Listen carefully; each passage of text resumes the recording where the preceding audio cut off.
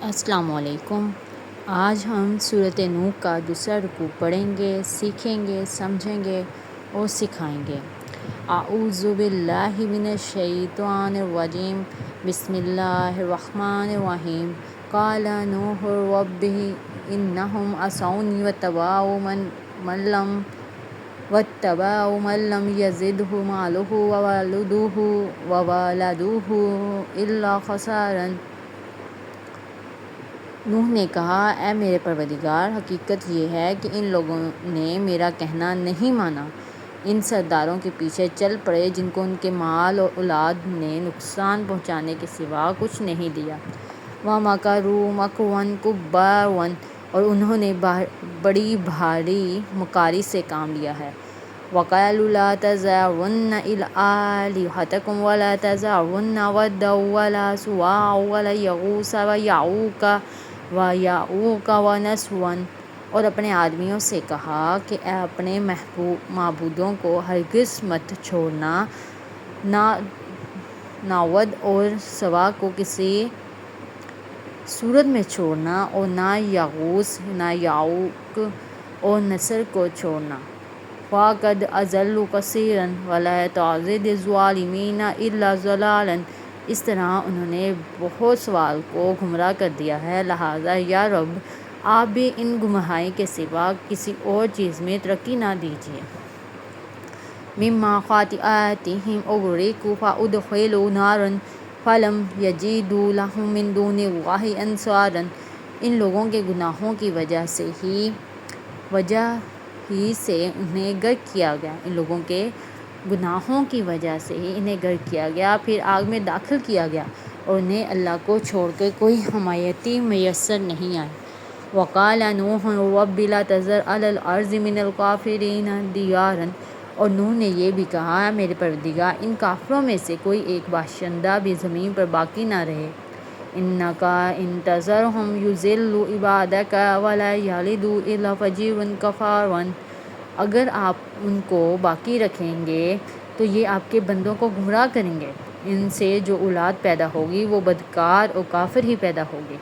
رب اغفر لی وَلِوَالِدَیَّ وَلِمَن دَخَلَ بَیْتِیَ مُؤْمِنًا وَلِلْمُؤْمِنِینَ وَالْمُؤْمِنَاتِ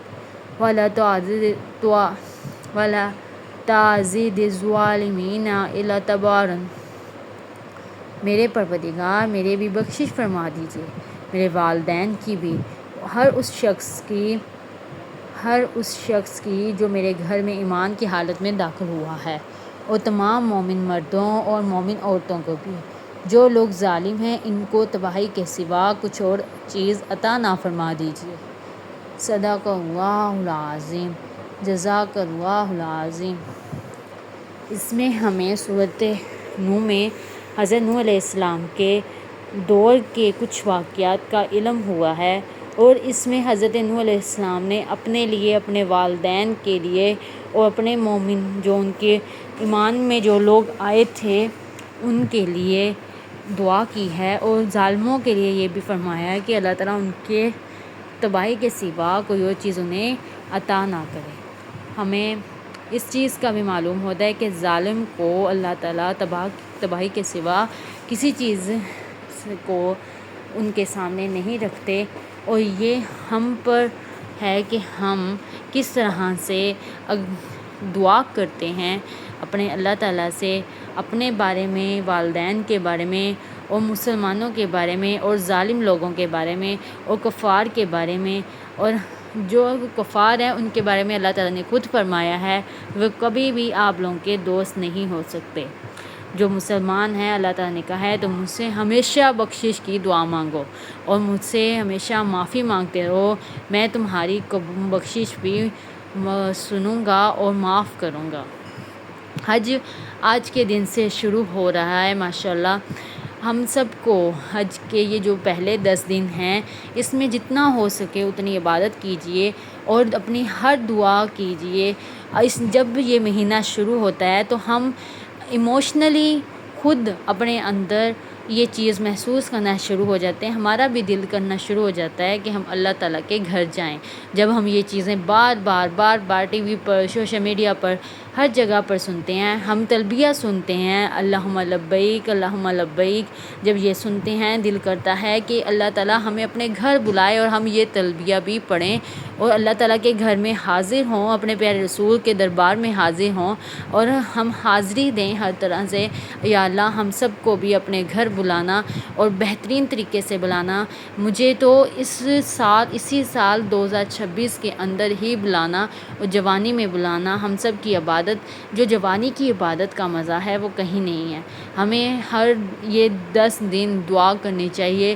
اگر کوئی بھی دعا تمہارے اندر موجود ہے، تم ان 10 دنوں میں رو کر اللہ تعالیٰ کے سامنے پیش کر سکتے ہو اور اس بات پر یقین رکھ کر تم نے مانگنی ہے کہ اللہ تعالیٰ میری یہ دعا ضرور قبول کریں گے اور اس کے سوا اور کوئی بات نہیں ہے۔ ہر بات، ہر نماز کے ساتھ، ہر چیز میں بیٹھ کے یقین کے ساتھ آپ نے دعا مانگنی ہے۔ اپنے والدین کے لیے بھی مانگے، اپنے ملک کے لیے بھی مانگے، اپنے لیے بھی مانگے، اپنی اولاد کے لیے بھی مانگے اور سب سے بہترین چیز اپنے مسلمان بہن بھائیوں کے لیے بھی مانگے، سب کے لیے مانگے۔ چلیں ملتے ہیں آنے والی نیکسٹ ویڈیو میں، تب تک کے لیے اپنا خیال رکھیے گا۔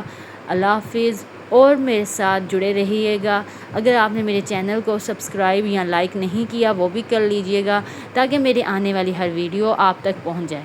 میں یہ اس لیے نہیں کہتی کہ میرے فالورز بڑھیں، میں اس لیے کہتی ہوں کہ تاکہ آپ لوگ میرے ساتھ قرآن مجید کی تلاوت کر سکیں، اس کو پڑھ سکیں، تھوڑا بہت جو آپ سمجھ سکتے ہیں وہ سمجھ سکیں، اس کی تفسیر بھی پڑھنا شروع کریں، اس کو سمجھنا شروع کریں۔ میں قرآن مجید کی جو ہے رکوع ہر اپنی ویڈیو میں ایک رکوع لازمی پڑھتی ہوں۔ میرا یہی مقصد ہے کہ میں آپ تک قرآن مجید کو بہترین سے بہترین طریقے سے آپ لوگوں کو سمجھا سکوں اور خود بھی سمجھ سکوں اور پڑھ سکوں اور اللہ تعالیٰ کی ہر بات، ہر کلام کا بہترین سے بہترین جو بات ہے وہ آپ تک پہنچا سکوں، کیونکہ ہمارے پاس ٹائم بہت زیادہ ہے۔ آج کل سوشل میڈیا کو جب ہم دیکھنا شروع کرتے ہیں، ہم ریلیں آگے سے آگے دیکھتے جاتے ہیں، ہمیں نہیں پتہ چلتا گھنٹہ کب گزر جاتا ہے، ہمیں نہیں پتہ چلتا 2 گھنٹے کیسے گزر جاتے ہیں۔